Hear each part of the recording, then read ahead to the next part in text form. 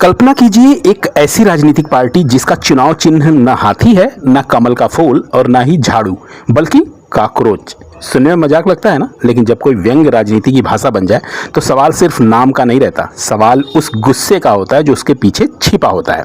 तो आज की ये कहानी कॉकरोच जनता पार्टी यानी सीजेपी की है। एक ऐसी पहल जिसने सोशल मीडिया पे एक नई बहस छेड़ दी है। क्या ये सिर्फ इंटरनेट का मजाक है या फिर युवाओं की नाराजगी का नया तरीका?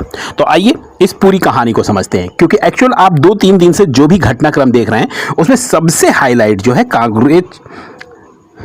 सबसे ज्यादा हाईलाइट कॉकरोच जनता पार्टी, और लोगों के मन में उत्सुकता है कि आखिर ये कॉकरोच जनता पार्टी है क्या। तो सबसे शुरू से शुरुआत करते हैं। जब देश के मुख्य न्यायाधीश को लेकर एक बयान सोशल मीडिया पे चर्चा का विषय बना, उक्त टिप्पणी को कई लोगों ने इस तरह से समझा कि बेरोजगार युवाओं को कॉकरोच और परजीवी कहा गया है। हालांकि बाद में स्पष्ट किया गया कि टिप्पणी बेरोजगार युवाओं के लिए नहीं थी, बल्कि फर्जी डिग्री लेकर सिस्टम में घुसने वालों को लेकर थी। लेकिन तब तक तो इंटरनेट पर बहस शुरू हो चुकी थी, और लेकिन सीजीआई जो मुख्य न्यायाधीश हैं उन्होंने जो कहा, उन्होंने पूरे होशो हवास में कहा था और उन्होंने बेरोजगारों को ही कॉकरोच कहा था। लेकिन बाद में उन्हें अपनी गलती का एहसास हुआ जब इंटरनेट पे ये बयान जो है लोगों के बीच में सनसनी फैलाने लगा और लोगों ने बहुत टिप्पणियां की उस व्यंग पर। तो अगले दिन उन्होंने अपनी सफाई देनी शुरू की, लेकिन तब तक जो है तीर कमान से निकल चुका था और अब युवाओं ने उस चीज़ों को पकड़ लिया और लोगों ने सवाल उठाए, क्या युवाओं की परेशानियों को समझा जा रहा है? क्या बेरोजगारी और निराशा को हल्के में लिया जा रहा है? इसी माहौल में सामने आया एक नया नाम, कॉकरोच जनता पार्टी। सबसे पहले एक बात साफ कर दे कि यह कोई आधिकारिक चुनावी पार्टी नहीं है। इसका उद्देश्य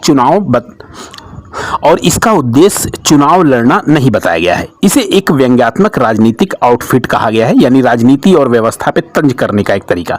इसे शुरू करने वाले अभिजीत डिप्ले ने सोशल मीडिया पे लोगों से जोड़ने की अपील की है, लेकिन असली चर्चा पार्टी के नाम से ज्यादा उसकी सदस्यता की शर्तों को लेकर हुई है। अब सुनिए वो 4 बातें जिनको इस पार्टी ने मजाकिया अंदाज में अपनी सदस्यता के लिए शर्त बताया है। तो सबसे पहली जो शर्त है वो तो है कि आप बेरोजगार होने चाहिए पूर्णतया।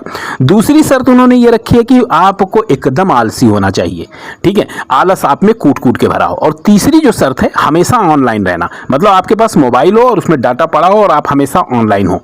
चौथी जो है ये प्रोफेशनल तरीके से भड़ास निकालना, मतलब कहीं भी कोई कमेंट आए, कहीं भी कोई अगर कर रहा है तो उस पर जो है जाके आप अपनी भड़ास निकाल सके। तो पहली नजर में ये आपको मजाक लगता है, लेकिन शायद संदेश यह था कि आज का युवा खुद को बहुत ही अनसुना महसूस कर रहा है। एक्चुअल सही बताएं तो सरकार कुछ भी उनका सुनने के मूड में है ही नहीं। तो यह भाषा व्यंग्य की ही थी और उन्होंने सोचा कि व्यंग्य का सहारा लेकर हम सरकार पे और लोगों पे कटाक्ष करेंगे जो उन पे सवाल कर रहे हैं, और उनके सवाल भी गंभीर है। कॉकरोच जनता पार्टी का कहना है कि हम यहाँ नई योजनाओं के वादे करने नहीं आए हैं, हम पूछने आए हैं पैसा गया कहाँ। और उनकी टैगलाइन रखी गई है, आलसी और बेरोजगारों की आवाज। उनका दावा है कि वे उन लोगों को प्रतिनिधित्व करना चाहते हैं जिन्हें सिस्टम ने नजरअंदाज किया है। अब बात करते हैं उस मैनिफेस्टो की जिसने लोगों का ध्यान खींचा है। सबसे पहला वादा जो कॉकरोच जनता पार्टी का है कि रिटायरमेंट के बाद किसी भी मुख्य न्यायाधीश को राज्यसभा भेजने का विरोध किया जाए। दूसरा है, अगर किसी का वैध वोट हटाया जाए तो उस पर कड़ी कार्रवाई की मांग की जाए। तीसरा है, महिलाओं के लिए 50% आरक्षण की बात की जा रही है, और बड़ी मीडिया कंपनी और उनके प्रभाव की जांच की भी मांग की जाए। और पांचवा है, दल बदल करने वाले नेताओं पे लंबे समय तक प्रतिबंध लगा दिए जाए। ये वादे व्यंग्यात्मक शैली में लिखे गए थे, व्यवस्था से जुड़ी असंतुष्टि साफ झलकती है। अब यहाँ पे देखिए जो सबसे पहला वादा किया गया कि रिटायरमेंट के बाद किसी भी मुख्य न्यायाधीश को राज्यसभा भेजने का विरोध, तो ये सीधी सी बात है, सीजीआई ने जो कहा है उसी के विरोध में कहा है, क्योंकि आजकल एक चलन हो गया है, जो भी न्यायाधीश जो है जब भी रिटायरमेंट लेता है उसके बाद से वो राज्यसभा जाता है या फिर चुनाव लड़ता है। दूसरा इन्होंने वादा किया था कि अगर किसी का वैध वोट हटाया जाए तो उस पर कड़ी कार्रवाई की जाए। जैसे कि आपको पता है कि जो चुनाव आयोग हैं उन्होंने जो है कई जगह के वोट जो है वो नाम काटे हैं, और उसके बाद जब सुप्रीम कोर्ट का डंडा पड़ा है तो उन्होंने कहा है कि हाँ अब जो है नाम जोड़ देंगे, लेकिन तब तक जो है चुनाव बीत चुका था, ठीक है। तो दूसरी इन्होंने, और तीसरा महिलाओं को 50% आरक्षण देने की बात।